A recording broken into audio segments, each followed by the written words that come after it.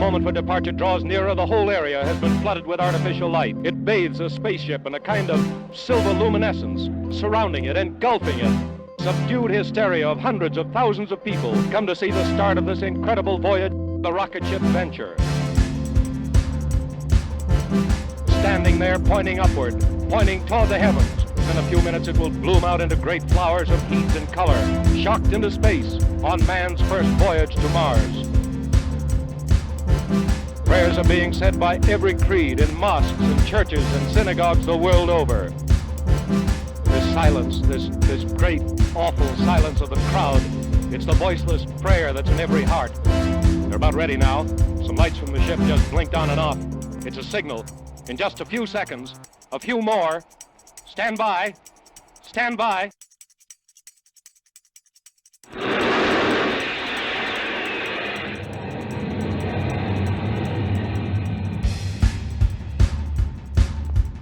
They're gone. The Venture. It's out of sight.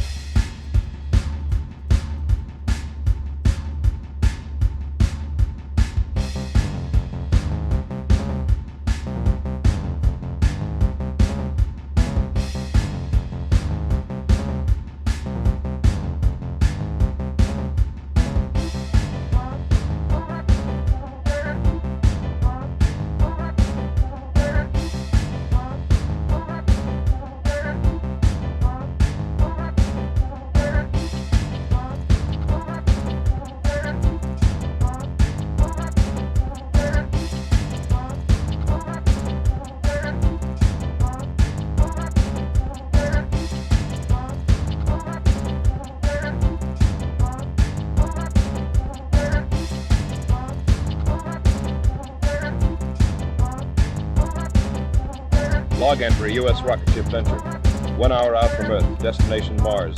Has Keneally heaviside layer without incident. Rate of speed, 450,000 miles per hour. This planet Mars, at its closest point to Earth, 35 million miles. Calculate duration of voyage to be roughly 3.5 days. While navigating supertension atmospheric forces, port shield generator broke down. Replaced by booster.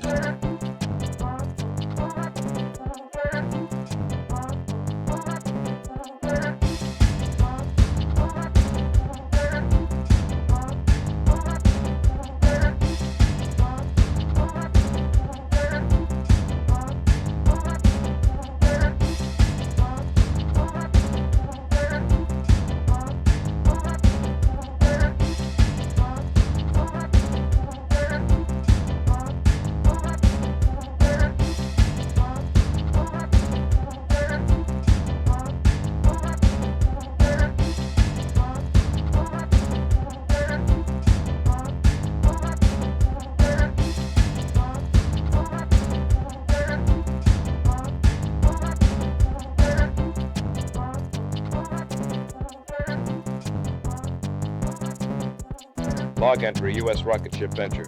78 hours out from Earth. Approaching gravitational field of Mars. Atmospheric conditions similar to Earth's. Have this moment landed on Mars at 1700 hours. We made it. Chemical analysis indicated on ship's instruments shows air to be breathable and will sustain human life. Gravity comparable with that of Earth's. Ready, John? Yes. How the men in sickbay, Sam? Happy? They're all right, John. Ready? First one thing. Captain to crew, your attention. We have landed on Mars. No man is to leave this ship under penalty of court-martial. Dr. Hingston and I will make a brief reconnaissance. Crew will proceed with repair of ship's hull. As you know, our ship is armed against any possible aggression. I can't impress it upon you too strongly. No man will leave this ship until Dr. Hingston and I ascertain that we are not in a hostile world. Let's go, Sam. You first, Captain. It's your honor. You, the first man from Earth to walk on Mars.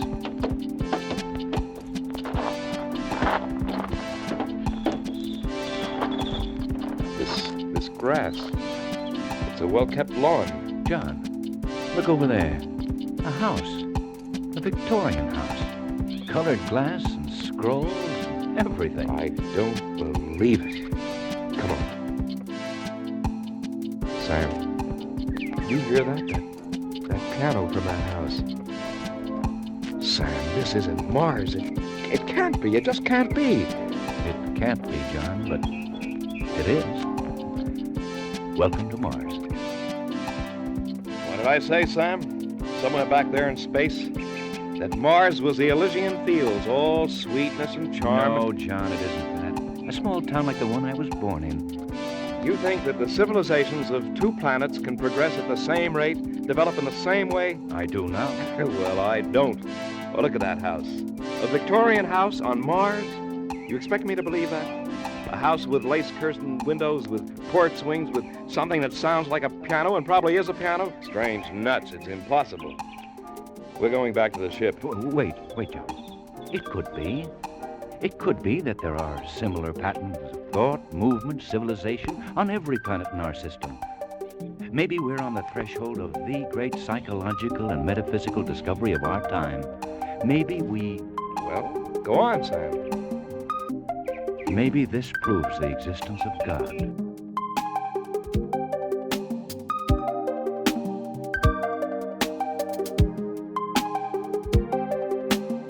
Do you see that, Sam? Do you hear it? A horse and carriage going down the street.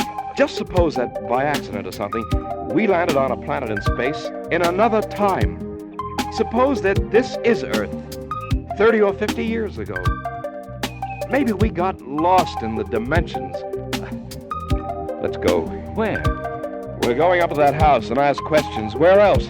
Come on.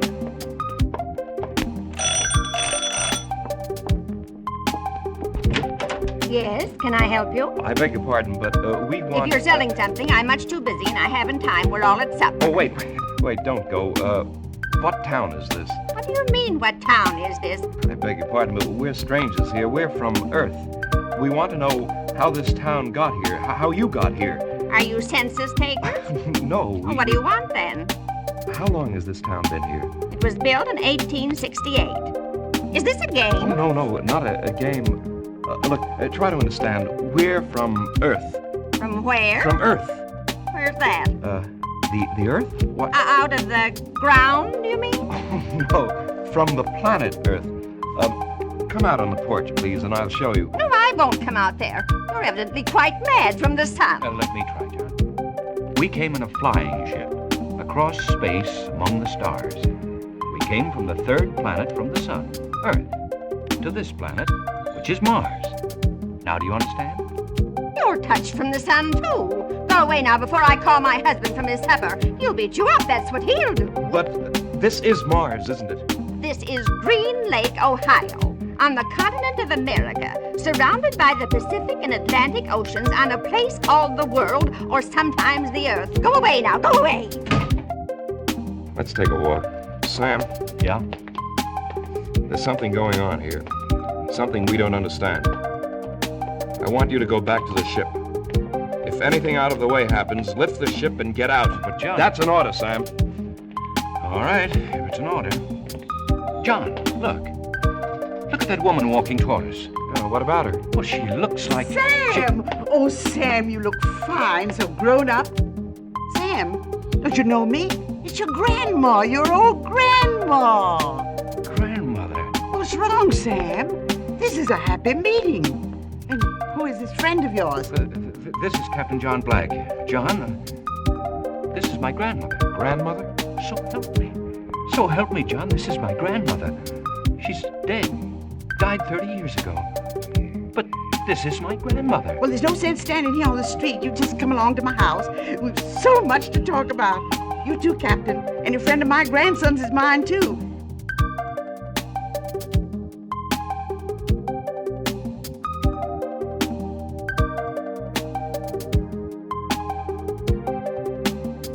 Here, Sam, have some more iced tea. Would you like some more too, Captain? Oh, thank you. I would. Well, here's to our health. Yeah? How long have you been here, Grandmother? Ever since I died. What? Don't look like that. I said ever since I died. 30 years ago. Sam. Who are we to question what happens? What's living, anyway? All I know is I'm alive again and no questions asked. Here, Captain, feel. Go ahead, feel my arm. Solid, isn't it? You hear my voice, don't you? You hear it, don't you, Captain? Yes, I hear it. Grandmother. Well, then why go around questioning? Well, it's just that we... Well, I never thought I'd see you again, Grandmother. Mrs. Hingston. Yes, some more iced tea, Captain. Oh, no. I just want to ask you a question. Mrs. Hingston, is Mars heaven? Nonsense, no. It's a world, and we get a second chance. It's like another Earth. How do we know there wasn't one before Earth? That's a good question, John. Well, maybe we better get back to the ship, Sam. It's been nice, Mrs. Hingston. Thanks for the drink. You'll be back, of course. For supper, I mean. We're having fried chicken Wait a and minute. mashed Wait a minute. potatoes. What's that? Excuse me, Mrs. Hingston. Sam? Sam, come here. Hey, well, what do you know, John? A parade with a brass band. But the crew, my crew marching behind the band with all those people. But they're heroes.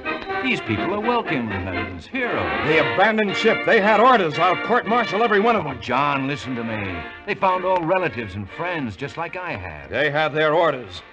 What would you have done? Obeyed orders. What's the matter? Sam, I don't believe it. It's impossible. John, they said I would find you here. Phyllis, Of course. Who did you think it was? this is Phyllis, Sam. 10 years ago. After that, I never got married. We're waiting for you. Your mother and father. They're alive? At your old house on Maple Avenue. You heard that, Sam, didn't you? This is Phyllis talking. And she said Mother and Dad and the house. You understand it now. The crew. Same thing has happened to them. Yes. When I open my eyes, it'll all be gone. Phyllis will be gone. Open them, John. Phyllis. Oh, my darling. Yeah, it's good to see you children dancing together again. Your mother would have enjoyed it so much, John. I must have worn her out with all my questions. Don't worry about it, son. You get a good rest tonight. Then in the morning, the days after, we have so much time now, son. We'll all be together. You and Phyllis, your mother and I. So much time. Yes. Don't go away from me, John. Hold me closer. I've dreamed so long of dancing with you. But No. No more questions. Just accept it. That your mother and father were once dead and are now alive. 10 years ago, I was killed in a horrible accident. Now I'm alive and in your arms. Hold tight, John. Hold me tight. Well, I think I'll run along to bed now. You children won't forget to turn out the lights. Well, you know what to do. Good night, Phyllis. Good night, Father Black. Good night, son. Good night, Dad. Shall we go out on the back porch, John? Like we used to long ago. Come with me, John.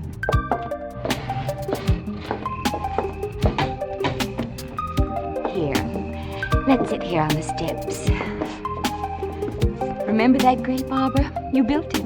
I remember you hit your thumb with a hammer, and I cried. You're very silent, John. Is anything wrong? Phyllis, I've just had a crazy notion. Suppose this were Mars. But it isn't. Humor me, Phyllis. Suppose it were Mars, and the Martians saw our ship coming and saw us inside our ship and hated us, and they wanted to destroy us, but in a very clever way. Well, what would be the best weapon a Martian could use against us with our atomic bombs, our hydrogen? John. Now, let me finish. The hypothesis is interesting. The Martians would use telepathy, hypnosis, memory, imagination. Oh, John, don't question us anymore. No more. Look, suppose this town is some other shape, a Martian shape. But by playing on my memory and my desires and my wants, they've made it what I've wanted it to be. Yes. Now, suppose my mother and father weren't that at all, but two Martians, incredibly brilliant, keeping me under this dreaming hypnosis as other Martians have done it to my men. to Sam. But me. You've had your arms around me. You've kissed me. We shared old secrets. Was that a Martian hypnosis, John? Phyllis, Yes, what is it, John? Where are you going? I've got to talk to Sam. I've got to find out what he thinks now that he's alone with his grandmother. Stay here with me, John. Well, I've got to talk to Sam. Maybe he's beginning to wonder, too. You're not going anywhere, John. Phyllis! Phyllis, no! You're not Phyllis! I was right! You're not... You're not...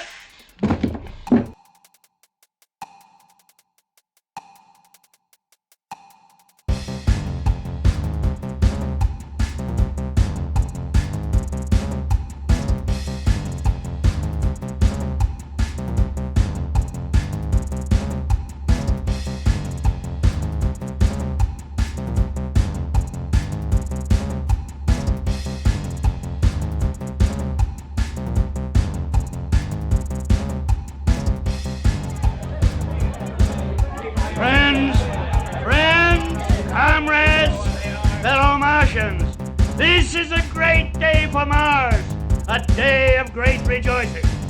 As number one of Quadrant 327b of Sector Q, it is my proud privilege to read to you this message from the planetary All-High. It says, congratulations on your splendid work in meeting the barbarian invaders and atomizing them. You have proven the complete efficiency of Plan A, and hereafter, mass hypnosis will become standard operating procedure in repelling any further invasion from outer space, be they submartian, from Earth, or any other creature from any other planet. Well done! I can add little to this unstinted praise from the All-High, but I would like to point out to you that what you have accomplished could not have been done had it not been for our space heroes who have risked so much and often given all to keep the planet Earth under close surveillance. This surveillance, as you know, has been accomplished by our space patrols, known to Earthmen as flying saucers. They were courageous, these Earth creatures, to brave space in that crude ship, but they were inferior beings, and therefore they had to be atomized. Their extinction was necessary to ensure our way of life. Yet perhaps, since this has been your first encounter with creatures from outer space, you whose glorious victory this has been, may want to say something. Is there anyone who wants to say something? You? Yes. It was a very interesting experience. He said his name was John Black. He was a nice young being. Nice. He thought I was his father, whatever that is. And you? No, I don't think so. Well, I thought of something, but I forgot. I see. And you? One of them asked me if Mars was heaven. What's heaven? I don't know. Now for the business at hand. The ship they came in. The destruction of it. Disintegrator squad. Ready. Proceed. Compress charge. 16 atmospheres. Charges compressed. Low velocity. Trajectory 2. Low velocity. Trajectory 2. Release. Charge! The ship they came in, it's gone.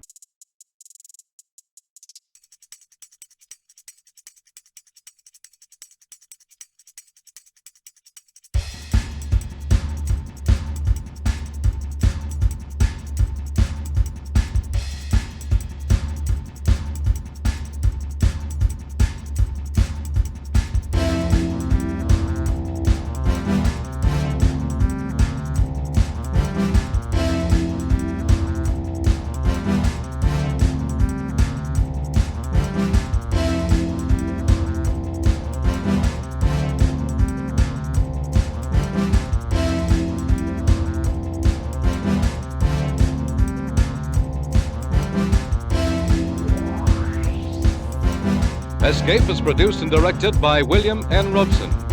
And tonight has presented Mars is Heaven by Ray Bradbury, adapted for radio by Morton Fine and David Friedkin. Featured in the cast were Jeff Corey as Captain Black, Florence Bates as the grandmother, Bill Johnstone as Dr. Hingston, Walter Catlett as number 1 of Mars, Elizabeth Root as Phyllis, Paul Frees as Peter Lustig, Ian Wolfe as the father, and Stuart Novins, who played himself. Also heard were Ruth Parrott and Ben Wright. Be listening. Goodbye then until the same time next week when once again we offer you Escape